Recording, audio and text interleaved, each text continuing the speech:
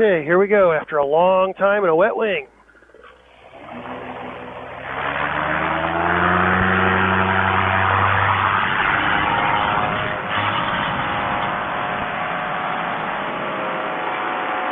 Okay, we are up. Heck, that was pretty good. I'll take that.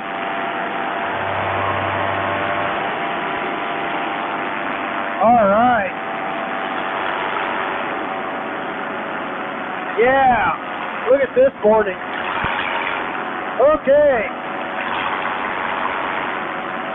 I'm going to get a little altitude and I'll come back with you here. Okay, there is nothing wrong to waking up on a day like this. Look at that. Okay, the title of this one is going to be Why I Quit Paramotoring. For a little while. Alright, so a while back I was taking off from the place I just now took off from. And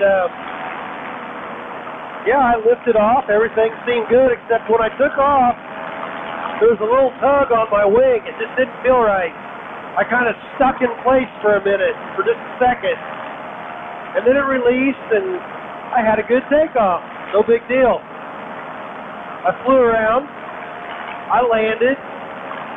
And then on the 4th of July, I got invited to go to a place for a little get-together, a little cookout. I'll have to show you the cookout. Pretty cool. So I went out there and hung out with them all day. And just a little before sunset, 3 hours before sunset, everybody got ready to go. They were going to go on a real long cross-country. Before I keep going, look at this, guys. Do you believe how beautiful this is? I mean, this is what paramotoring is all about. Can't beat it. So anyway, I go out there, start my engine, drive out to the LZ where I was going to launch from. Everything was all good. And lay my wing out, and I was getting ready to hook my wing up, and I noticed I had a great big hole in my wing. Now, when I say great big, I don't know what everybody calls a great big hole, but to me, you can put your hand through it. That's a big hole. So very disappointed, I rolled my wing back up. I packed stuff up. I watched everybody launch and have a great time. And then I went home kind of moping. The more I thought about it, the more I got a little worried. It's like, man, you know, if that wing would have ripped in half, that would have been the end of it right there.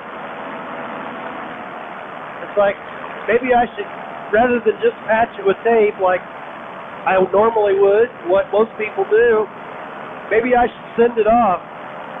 It's like, well, dang it, I just sent it off. I just spent, I don't know, over $200 having it looked at, repaired and everything.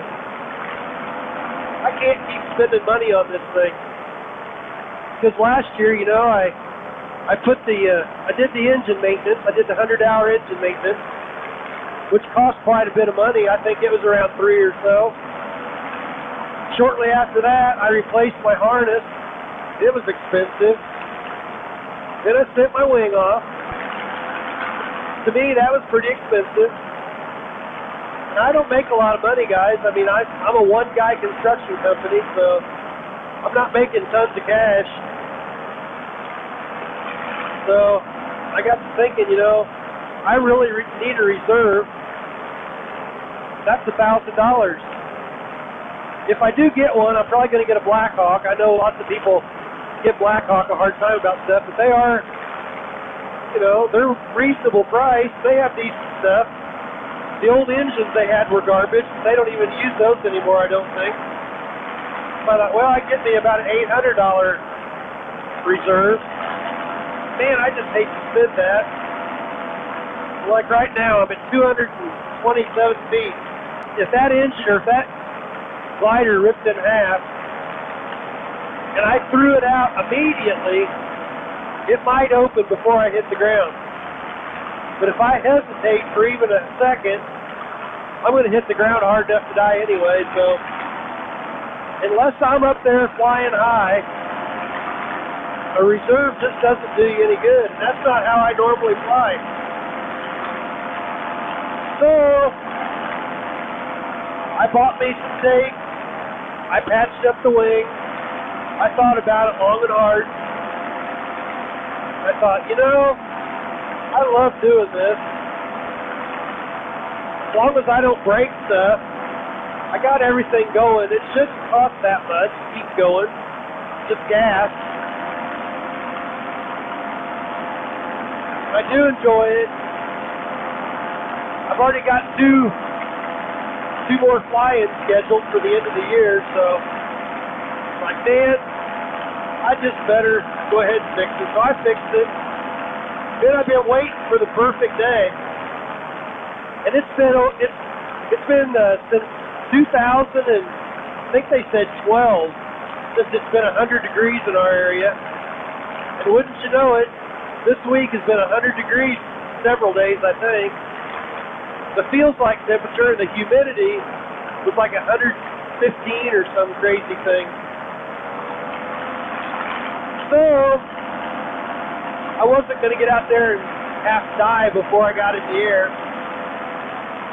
So I waited and I waited and I waited. Boy, last night looked like it was going to be good. We had a little rain come through and cooled it off, but the wind never quite died down. I thought, no, I'm just going to keep waiting for the perfect time. So I looked on the weather, and this morning was looking pretty good. I thought, you know, I put this off long enough. I'm going to set my alarm just in case I don't wake up, but I'm going to do this today.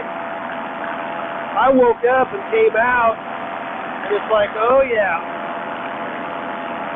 Somebody's been waiting for me to come back, because here's what I woke up to, guys. That's what we come to see every morning. Wow! So I'm back. I'm not going to say I'll be going every day, but I'm back. I can't stop. So I guess I'll go back over by town. People haven't seen me around for over a month. I don't know how the other paramotor pilots are, but whenever I see people in my little town, you know, we're a town of less than 1,000 or right about 1,000. First question out of everybody's mouth is, have you been flying? Or the first thing they'll say is, I saw you flying the other day. So, if I skip a month, a lot of them notice. Yeah, so, let's get back over to town and we'll just do a little circle. It's going to get about in the 90s again today, and it's only 71 degrees. And it was 65 when I got here, so it's going to heat up fast. I probably won't get to stay up very long. It's going to get rowdy in a hurry. But we got the old wet wing dried off anyway, and that's a good day. Any day that you can do that's a good day.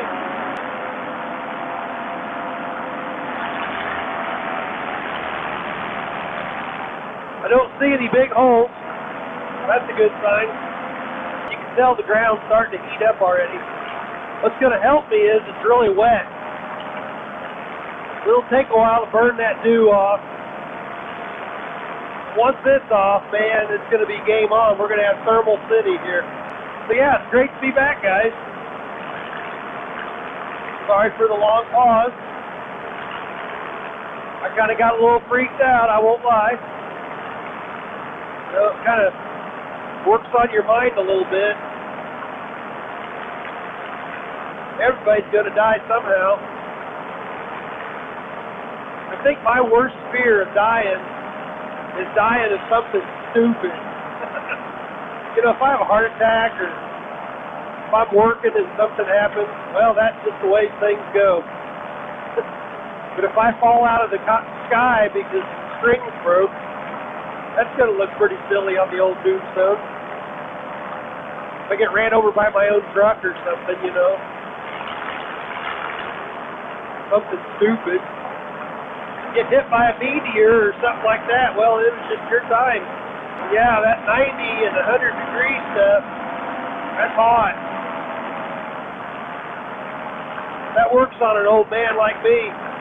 Yeah, that sun got up in a hurry. It's only not even 7 o'clock yet. Yeah, 7:01.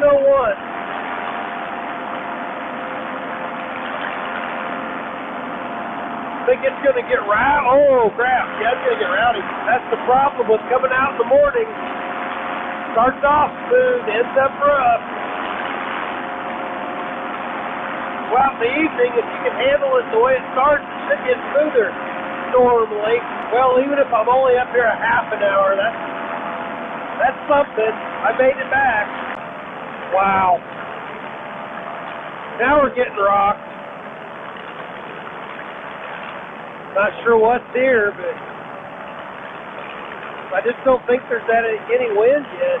As Rudolph once said, it's not very comfortable. See if I can get it slowed down.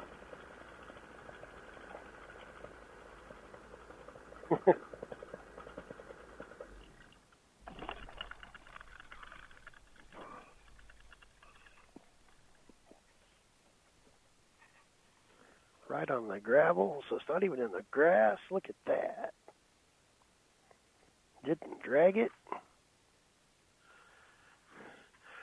Hope you guys enjoyed that. That was fun. I'm glad to be back. Thanks for watching. We'll see you the next time. See ya.